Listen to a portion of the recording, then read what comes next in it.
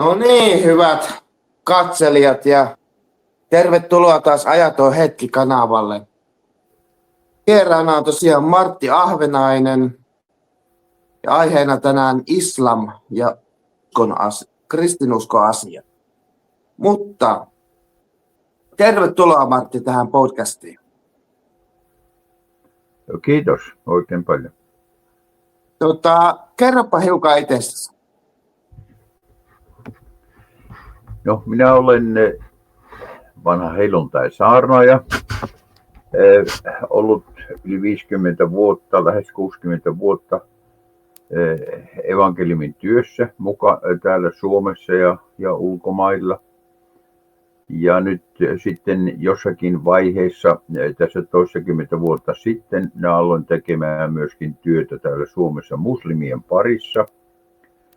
Ja tein sitä noin 10 vuotta ja siinä aikana minä sitten kirjoitin tämmöisen aika paksun kirjan kuin Islam Raamatun valossa, koska minä tunsin itsekin tarvetta opiskella islamia voidakseni vastata noihin jossa kirjoitin sitten tuommoisen paksun tietokirjan, jossa on melkein 500 sivua. Sitten hiukan myöhemmin kirjoitin tämmöisen kirjan kuin Islamin haaste, jossa on myöskin aika paljon asiaa, 250 sivua. Ja tämä käsittelee sitten myöskin poliittisia näköaloja islamista. Tämä näin lyhyesti minun historiasta. Kyllä. Joo, tavoitteena tänään puhua tosiaan islamista ja kristinuskosta.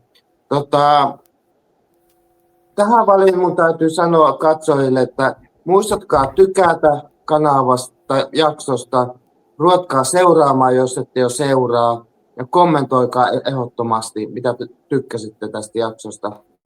Mutta Martti, kerropas, mistä tämä islam on kaiken alkujaan saanut juurensa? Meneekö sinne Abrahamia asti? No ei. Koranissa mainitaan Abraham ja islamia pidetään abrahamilaisena uskontona sen vuoksi, että Abraham mainitaan siellä Koranissa. Abraham rakensi tämän Kaaban pyhäkön perustuksen poikansa Ismailin kanssa, se sanotaan suurassa 22.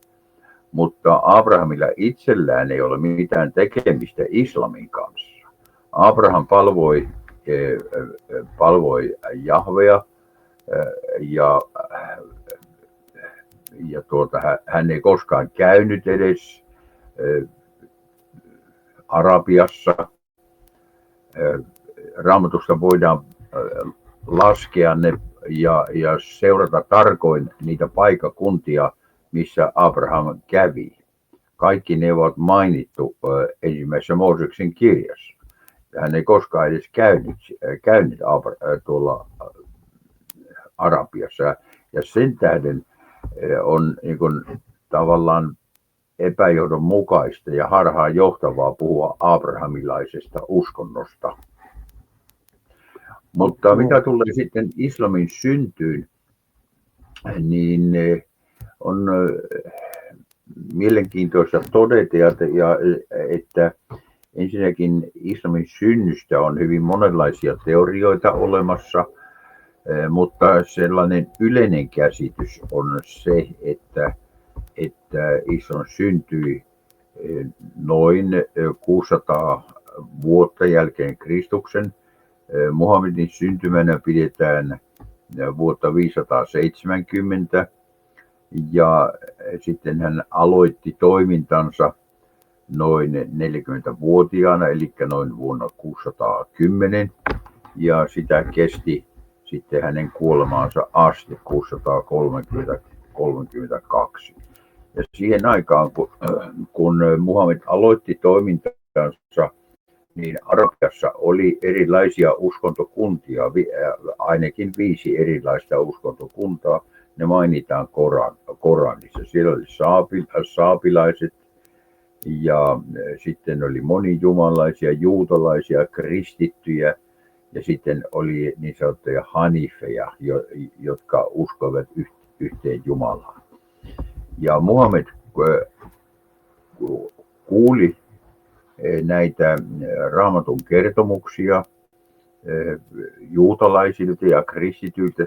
Arabiassahan oli jo ilmeisesti näitä erilaisia harhaoppeja kristillisyyden ympäriltä ja näitä sitten kerrottiin Muhammedille, mutta hänellä itsellään ei ollut mahdollisuutta lukea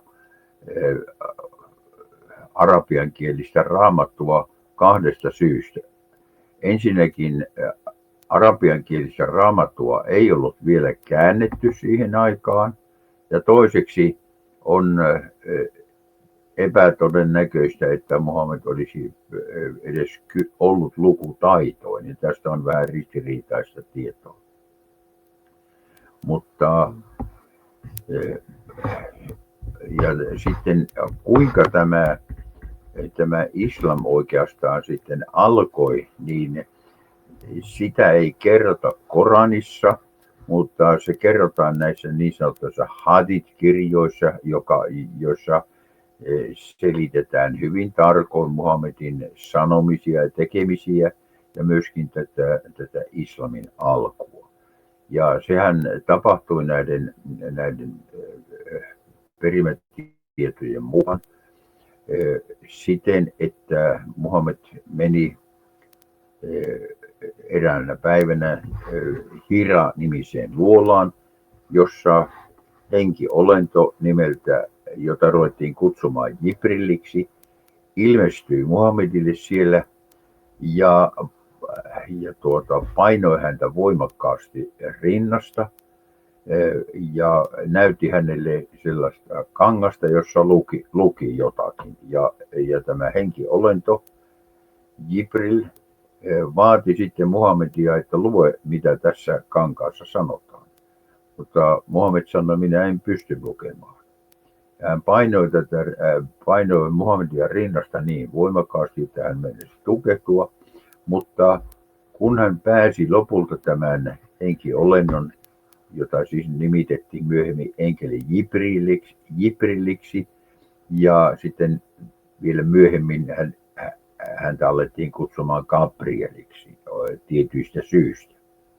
Niin kun pääsi tämän henkiolennon otteesta, niin hän juoksee peloissaan kotinsa ja sanoo vaimolleen Khadidjalle, että saatana ilmestyi minulle siellä luolassa. Ja hän oli hyvin pelokas ja kätkeytyi peittojen alle piiloon. Tämä siis kerrotaan islamilaisissa kirjoissa. Ja meni noin 3 vuotta, kun Muhammed ei saanut näitä tällaisia sanomia. Mutta sitten lopulta siellä Arabiassa oli joku munkki nimeltä Bahir, joka näki Muhammedin selässä sellaisen tietynlaisen syntymämerkin ja vakuutti hänelle, että tämä on profeetan merkki, sinusta tulee profeetta.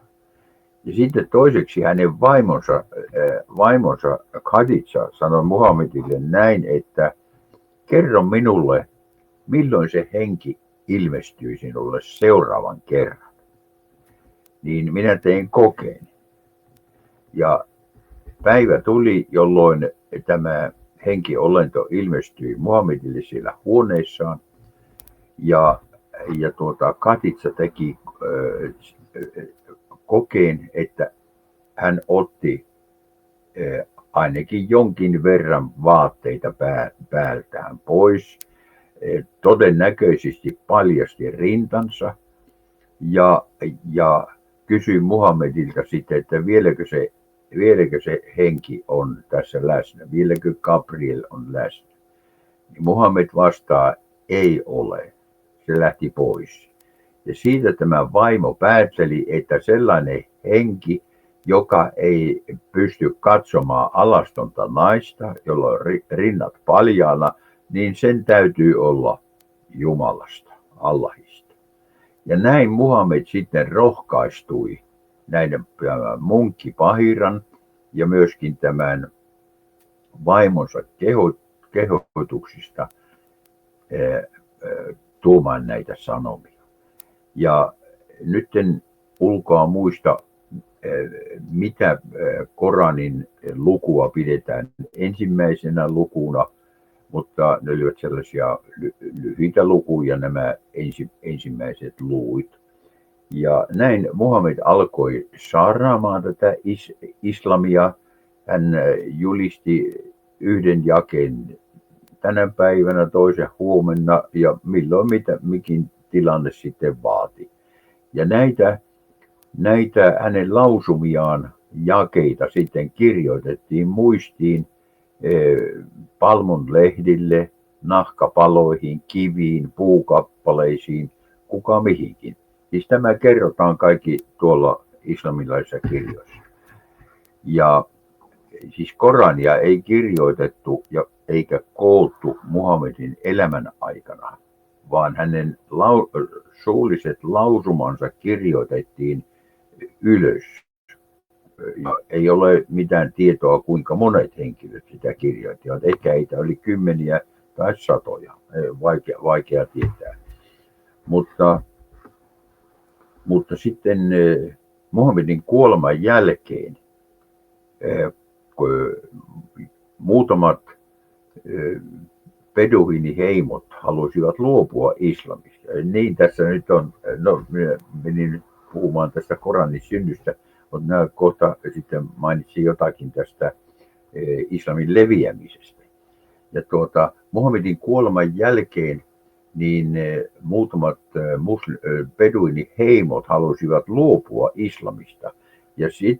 Ja jolloin toinen kalifi Abu Bakr päätti ruveta sotimaan näitä beduiiniheimoja vastaan. Mutta näissä taisteluissa kuoli sitten jonkin verran sellaisia miehiä, joilla oli hallussaan näitä Koranin jakeita. Ja Abu Bakr päätteli, että jos tämä sota jatkuu, niin voi käydä niin, että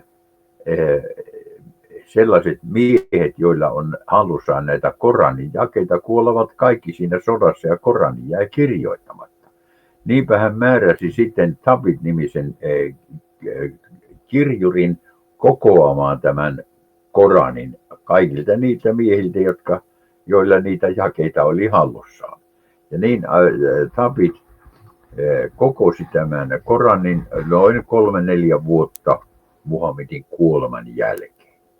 Mutta millä tavalla sitten islam levisi Arabiassa, niin Muhammed saarnasi täällä Mekassa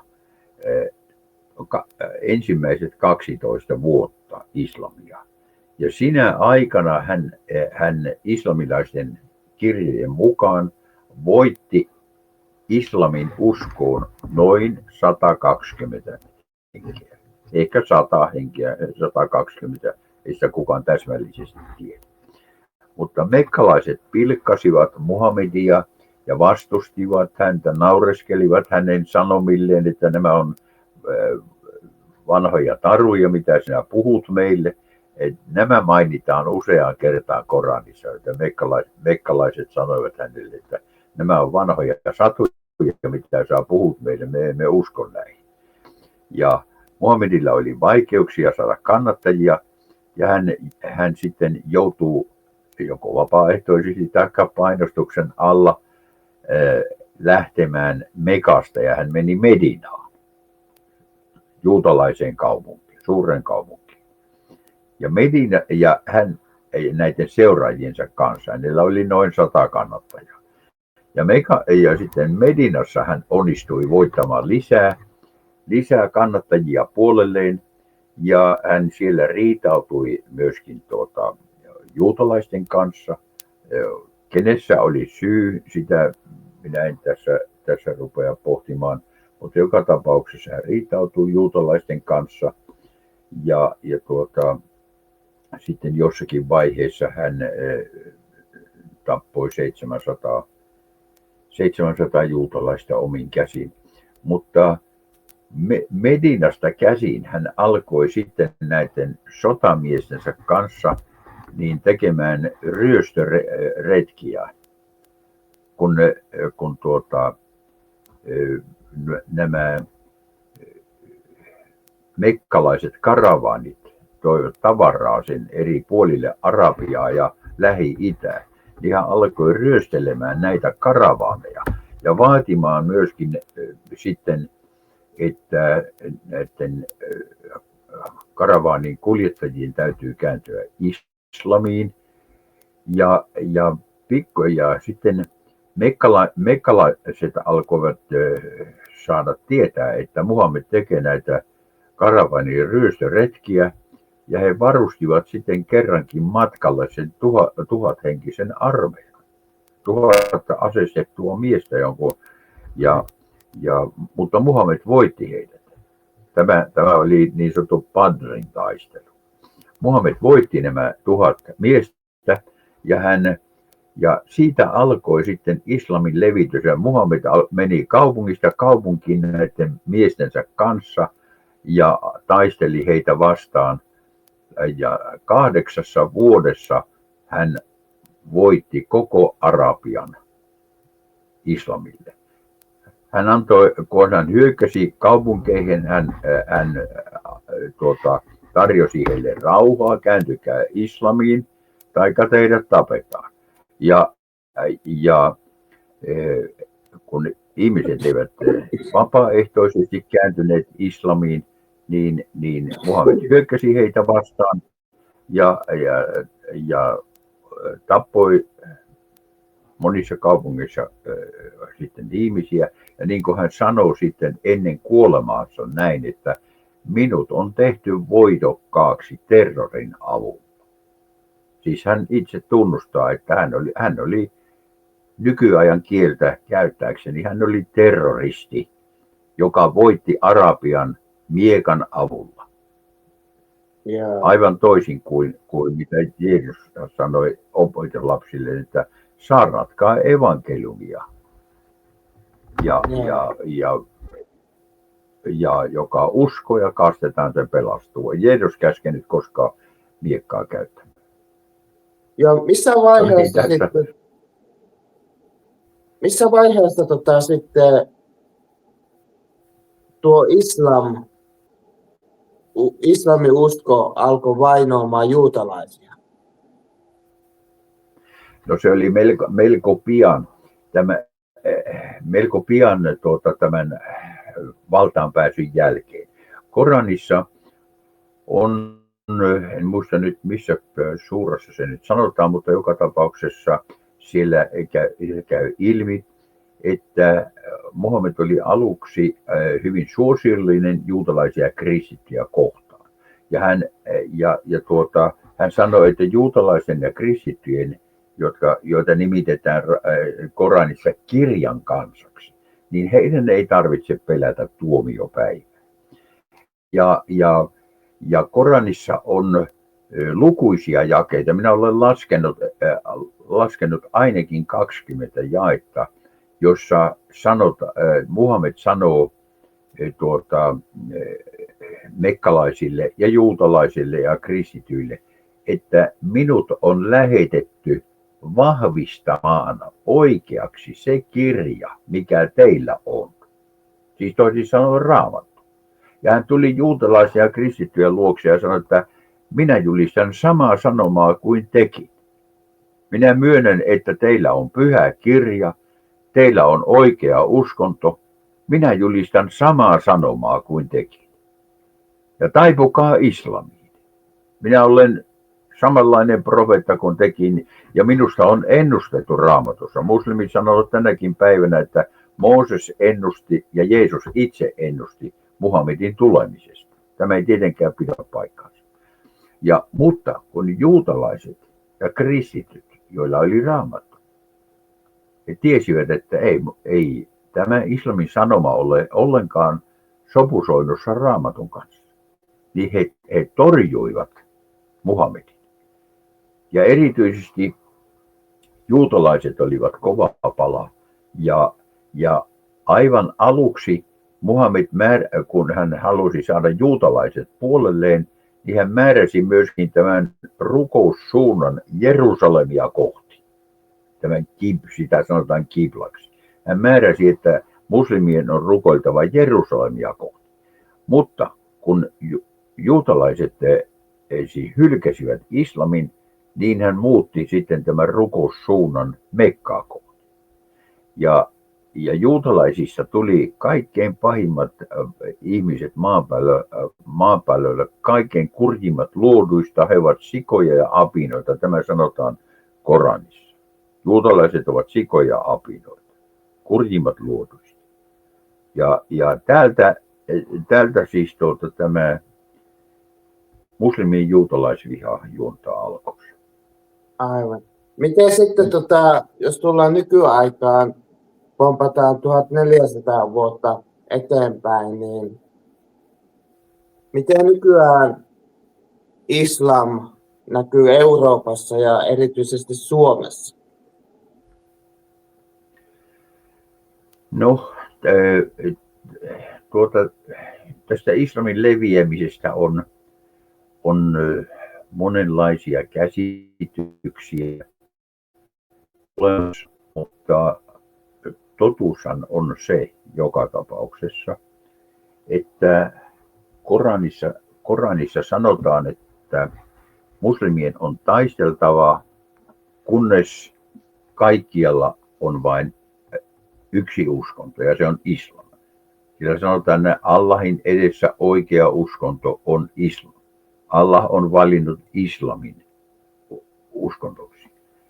Ja sitten myöskin, ja erityisesti luvussa 9, jakeessa 29 sanotaan, että taistelkaa niitä kirjan ihmisiä vastaan, jotka eivät usko. Siis kirjan ihmiset ovat juutalaisia ja kristittyjä. Taistelkaa niitä kirjan ihmisiä vastaan, jotka eivät usko viimeiseen päivään. Siis toisin sanoen eivät usko islamin oppia. Taistelkaa heitä vastaan niin kauan, kunnes he kunnes he alistuvat ja nöyränä maksavat veronsa. Siis tämä vero tarkoittaa semmoista niin kuin henkiveroa, jota silloin islamin alkuaikoina kristityt ja juutalaiset joutuivat maksamaan. Jos he nöyrtyivät islamin sääntöjen alle, vaikka he saivat pitää uskontonsa ja ankarien säädösten alla, ja jos he maksoivat tämän veron, jizya-veron. Ja toisin sanoen islam vaatii muslimeita taistelemaan tätä niin sanottua pyhää sotaa niin kauan, kunnes maailma on alistettu islamille. Tämä on vankkumaton ja kumoamaton islamilainen oppi. Ja me ymmärrämme hyvin, että maailmaa ei voiteta islamille sillä, että sitä saarnataan jossakin saudi-arabialaisessa moskeijassa. Se ainoa mahdollisuus voittaa maailma islamille on maahanmuutto. Ja sen tähden on päteviä henkilöitä, islamin asiantuntijoita, ex-muslimeita, jotka ovat olleet korkealla islamilaisessa hierarkiassa. He sanovat, että tämä länsimainen maahanmuutto on islamin johtajien manipuloima ja masinoima asia. Ja lännessä poliitikot eivät ymmärrä yhtään mitään tästä islamista.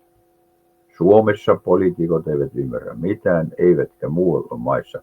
Tosin nyt on nähtävissä se, että joissakin maissa aletaan herätä siihen todellisuuteen, että muslimit pitävät valtavia massakokouksia suurkaupungissa, New Yorkissa, Lontoossa, Liverpoolissa, Manchesterissa, Pariisissa ja niin edelleen, jossa he huutavat, että me valloitamme tämän maan. Me valloitamme Buckinghamin palatsin ja me otamme New Yorkin itselleen. New Yorkissa on muslimipormestari, samoin Lontoossa ja niin edelleen. Nyt jotkut poliitikot ovat heräämässä, mutta esimerkiksi Suomessa niin suomalaiset poliitikot eivät ole perussuomalaisia lukuun ottamatta heränneet ollenkaan tälle asialle. Ja islami leviää tämän maahanmuuton kautta ja tähän niin sanottuun pyhään sotaan kuuluu hyvin monenlaisia asioita. Maahanmuutto on ensimmäinen asia ja sitä seuraa sitten pikkuhiljaa erilaisia tekoja ja asioita, joiden varjolla sitten saadaan islamille jalansija. Ja aika näyttää, miten tässä käy. Eli onko se näin, että kun tarpeeksi tulee islamiin uskosta porukkaa vaikka Suomeen, niin he saa enemmän jalansijaa Suomessa ja he perustaa näitä sarjatuomioistuimia, mitä on vaikka Isossa Britanniassa tällä hetkellä olemassa? Joo, no he haluavat tietysti perustaa niitä sikäli kun viranomaiset antavat lupaa niille. Mutta se on selvää, että kun muslimien määrä nousee väkisinkin, osittain syntyvyyden kautta ja sitten tämän maahanmuuton kautta ja keskinäin ja sitten muslimimiehet menevät naimisiin suomalaisten naisten kanssa, niin he alkavat pikkuhiljaa sitten vaatimaan ja myöskin osallistumaan politiikkaan, mediaan. Se kuuluu tähän pyhään sotaan. Politiikkaan ja median osallistuminen, opetustoimeen pyrkiminen, kaikille elämän sektoreille pyrkiminen. Ja sitten pikkuhiljaa aletaan vaatia, että meidän on saatava lakiin tämmöisiä asioita, jotka tukevat islamia, esimerkiksi islamilaisia juhlapäiviä, ne tuntuvat hyvin viattomilta. Meidän on saatava pukeutua burkaan. Meidän on saatava uimahallivuoroja itsellemme. Meidän on saatava rukoushetkiä saatava viettää työpaikoilla. Ja pikkuhiljaa ujutetaan näitä islamilaisia sääntöjä, ja sitten jos huonosti käy, niin sitten niitä laitetaan Suomen lakiin, ja kun muslimit pääsevät politiikkaan sisälle, niin aletaan sillä hyvin taitavasti tuoda esille näitä islamilaisia vaatimuksia. Ja tämä tietysti vaatii aikaa, mutta näin siinä helposti käy. Englannin ja mitä tulee sitten sarjan laki, niin tietysti muslimit voivat omassa keskuudessaan tätä noudattaa ilman, että Suomen viranomaiset näissä ovat tietoisia. Aivan. Niitä olisi jo periaatteessa olemassa Suomessa, mutta niitä ei vaan tiedetä olevan olemassa. Niin, kyllähän tämmöistä, ei minulla ole tietoa siitä, että onko sarjaa missä määrin sitä noudatetaan, mutta sarjalakihan yleisesti tarkoittaa siis sitä, että siis kaikkia näitä tiettyjä islamilaisia säädöksiä, mitä Koranissa opetetaan ja mitä islamilaisessa kulttuurissa. Se on siis tämmöinen kulttuurillinen asia, ja vaikka sitä ei niin kuin virallisesti olisi tämmöistä sarjalakia, jossa sitten avioliitto avioliittoja säädetään ja perintöoikeuksia, avioeroja ja muita ratkaistaan, niin kyllähän muslimit toimivat täällä Suomessakin hyvin paljon omien sääntöjensä mukaan. Ja esimerkiksi kun muutama vuosi sitten paljastui Tanskassa tämmöinen videofilmi, jolloin joku reporteri pääsi muslimien sisäpiiriin sisälle, niin hän filmasi kaiken tämän semmoisella pienellä kameralla.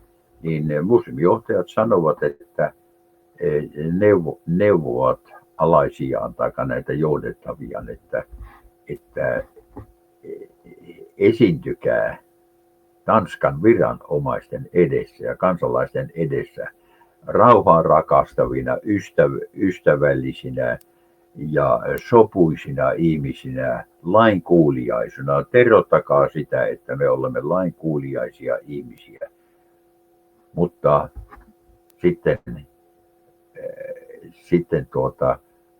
mutta tämä ei ole siis niin totta. Teidän täytyy vain esiintyä tällaisena viranomaisille, mutta tosiasiassa me noudatamme islamilaisia lakeja. Ja tämähän on tiedossa kaikille, että kun Koranissa kielletään tämmöinen, että muslimi saa olla, sanotaan, älkää olko kristittyjen ja juutalaisten ystäviä. Se sanotaan suurassa 51. Ja oikeaoppinen muslimi ei saa yksinkertaisesti sopeutua länsimaiseen yhteiskuntaan. Jos hän sen tekee, niin hän saa Allahin vihat niskoilleen. Se tarkoittaa, että hän hylkää silloin tämän islamilaisen lain ja Allahin käskyt, ja hän saa Allahin vihat niskoilleen. Ja sen tähden tämä niin sanottu integroituminen, niin se ei ole onnistunut ikävä kyllä missään Euroopan maissa. Aikoinaan liittokansleri Merkel sanoi Saksassa, että me olemme täydellisesti epäonnistuneet tässä integroitumisessa.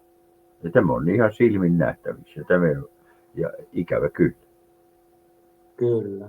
Ja sen tähden me kyllä joudumme kohtaamaan tietynlaisia ongelmia tulevaisuudessa. Muslimit rakentavat näitä omia yhteiskuntiaan.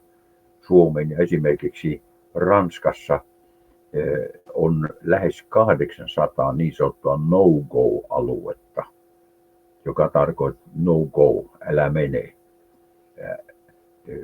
Siinä on pääsy kielletty. Oman maan kansalaiset, synnynnäiset ranskalaiset eivät enää pysty menemään asumaan siellä. Ruotsissakin sanotaan, muutama vuosi sitten sanottiin, että on 75 no-go. Ja näitä on jo Helsingissäkin useita tällaisia, joissa kantahelsinkiläiset muuttavat jonnekin pois. Ei voi olla enää asua siellä, koska muslimit rakentavat tiettyihin kaupungin osiin omia yhteiskuntiaan.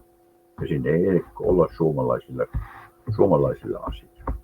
Ja me joudumme tämän konfliktin ikävä kyllä kokemaan. Ja näistä olen kirjoittanut aika paljon sitten tässä kirjassani Islamin haaste. Mutta sen haluan sanoa joka tapauksessa, että vaikka puhun näin suoraan, niin minulla ei ole henkilökohtaisesti minkäänlaista vihaa muslimeja kohtaan. He ovat Jumalan luomia ihmisiä, Jeesuksen sovittamia ihmisiä. Jumala haluaa pelastaa heidät ja johdattaa heidät totuuden tuntoon. Ja kristittynä me emme saa solvata ja pilkata heidän uskoansa. Sillä tavalla me emme ikinä voita heitä Kristuksella. Meidän on osoitettava, itsellämme oltava niin kuin selvät linjat asioissa, mutta osoitettava se kuitenkin kaikella ystävyydellä ja rakkaudella heitä kohtaan. Minulla itselläni ei ole ollut mitään ongelmia muslimien kanssa, vaikka ne, jotka tuntevat minut, tietävät, että minä puhun ihan suoraan heille. Eli tavallaan niin kuin muslimia kohtaan se lähimmäisen rakkaus pitää muistaa, niin. Mutta kun puhutaan kumminkin yhteiskunnallisella tasolla, poliittisella tasolla, niin me ei voida olla naiveja ja kuvitella, että niin he tulee tänne hyvän tahtoisesti. Joo, aivan. Joo, ne on niin kuin kaksi eri aluetta. Ja mutta islam asettaa omat haasteensa meille ja minä olen tehnyt muslimien parissa työtä aikanani 10 vuotta ja opettanut heille hengellisiä asioita ja minä ymmärrän, että eiväthän heitäkin on hyvin monenlaisia näitä muslimeja. Olen tavannut ihmisiä, jotka sydämestään vihaavat islamia. Heitä on Allahin nimessä ammuttu ja heitä vastaan on hyökätty Allahin nimessä sillä kotimaissaan ja he ovat paljon kärsineet islamista ja he vihaavat sydämestään islamia. Ja sitten on tällaisia ja heitä on paljon kääntynyt kristityksi ihan oikeasti. Ja sitten on sellaisia maallisia muslimeja, jotka eivät välitä oikein mistään uskonnosta se enempää. Ja sitten on pieni prosentti tällaisia kiihkomuslimeja. Heitä on hyvin monenlaisia, mutta se on, kun ajattelee asiaa ulkomaalaisen kannalta, niin ei heillä mitenkään helppoa täällä Suomessa olla kielitaidottomana, erilaisissa kulttuurissa asuvana ja niin päin pois, että olisi hienoa, jos suomalaiset osoittaisivat ystävällisyyttä heitä kohtaan ja kutsuisivat kotiinsa, jos mahdollista, ja ystävällisesti niin voisi keskustella heidän kanssaan uskon asioista. Muslimien kanssa on hyvin helppo keskustella hengellisesti niin sanotusta uskon asioista, paljon helpompaa kuin suomalaisten kanssa. Kyllä varmasti. Islamilaisessa maailmassa ei ole Jumalan pilkkaajia niin kuin tällä Suomessa. He kunnioittavat uskon asioita ja mielellään keskustelevat niistä. Osaatko sanoa loppuun vielä siihen tämmöisen kysymyksen, että tuli mieleen, että kuinka tämä pieni prosenttiosuus, jotka on näitä kiihkomuslimeja, niin. Onko heitä niin paljon, että he muodostaa turvallisuusuhan Suomelle jollakin aikavälillä? Joo, minulla ei ole tietoa mistään prosenttiluvuista, mutta se on selvää, että ei niitä tarvitse paljon olla, kun ne saavat pahaa aikaan. Ja onhan se nähty, mitä muualla maailmassa on tapahtunut. Ja Suomessakin tapahtuu ei vielä niin pahoja asioita kuin esimerkiksi Ruotsissa. Göteborgissa ja Tukholmassa on valtavia mellakoita. Niin kuin ehkä olet lukenut lehdistä ja nähnyt televisiosta. Mutta ei niitä paljon tarvitse olla, kun järjestävät ongelmia. Joo, mutta tosiaan hyvä, niin kuin sä erotitkin tuohon väliin, että niitä on monenlaiset, on maallistuneita ja on kristiuskon kääntyneitä ja sitten on näitä pieni osa näitä fundamentaalisia Joo. Joo, tässä aina on ajankohtaista tämä Jeesuksen opettama rukous. Rukoilkaa elon Herraa, että hän lähettäisi työmiehiä elossa. Ja seurakunnalla on nyt tämä haaste. Meillä on lähetyskenttä tullut Suomeen. Ja tämä on haaste myöskin seurakunnalle tavoittaa tavoittaa muslimia ja kertoa heille rakkaudellisesti evankeliumia. Kyllä. Mulla on tapana ollut uskovaisilla kristityillä, jotka on ollut kun ollaan puhuttu uskon asioista ja tämmöisistä, tai sivuttu niitä, niin sä oot ollut pitkä linjan helluntai-pastori, niin voisitko tähän loppuun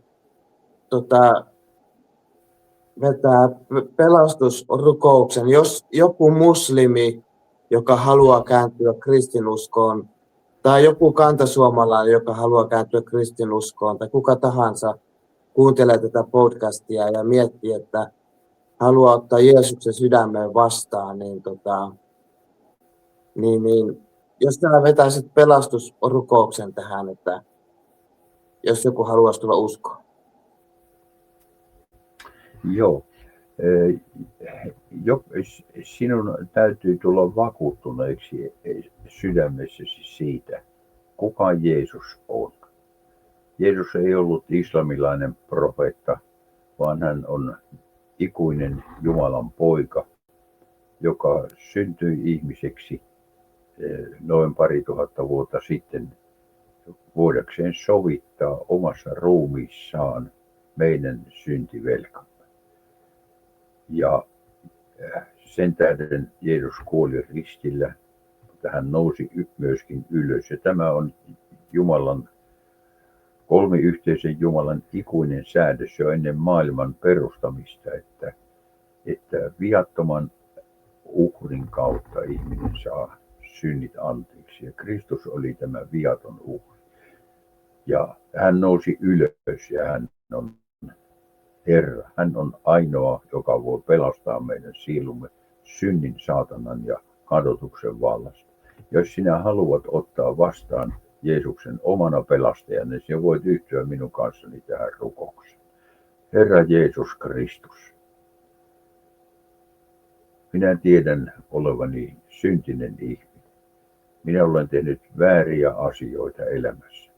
Olen elänyt ilman sinua. Sinä et ole merkinnyt minulle mitään. Mutta minä haluan pelastua. Minä haluan saada syntini anteeksi.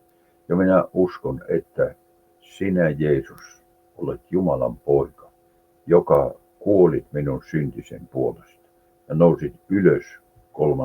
päivänä, niin kuin Pyhä Kirja sanoo. Jeesus, tule minun elämääni. Anna minulle minun syntini anteeksi. Minä haluan ottaa sinut vastaan. Ja kiitos sinulle, että sinä olet sanonut sanassasi, joka sinun tykösi tulee, sinä et heitä häntä ulos. Kiitos, että minuakaan et heitä ulos. Ja minä uskon olevani Jumalan oma tästä päivästä lähtien. Ja minä tunnustan sinut Herraksi. Aamen. Aamen. Olipa tosi väkevä pelastusrukous. Kiitoksia siitä. Ja haluaisitko vielä esitellä niitä 2 kirjaa, jos joku haluaa tilata ne? Joo, tässä on tämä kirja Islam Raamatun valossa. Tämä on hyvin seikkaperäinen, laaja tietokirja. Ja sitten toinen kirja Islamin haaste, joka on myöskin eräänlainen tietokirja. Tässä on islamilaisista lähteistä koottuja opetuksia kristin ja Raamatun valossa. Ja näitä kirjoja saa kristillisiltä kustantajilta. Niitä löytyy tuolta netistä hyvin monia, Aikamedia, KKJMK, Perussanoma, TV7 ja mitä kaikkia niitä onkaan. Ja minä aion tilata kans nuo molemmat kirjat. Joo, hyvä. Joo. No niin, kiitos. Joo. Ja kaikille katselijoille runsasta siunausta. Kiitos. Ja Martti, jääpäs linjoille tähän, niin vaihdetaan pari sanaa vielä, mutta mä sanon katsojille tässä vaiheessa, että kiitoksia katsojat ja muistakaa tykätä, ruvetkaa seuraamaan ja kommentoikaa. Oikein siunattua iltaa teillekin katselijat. Moi moi!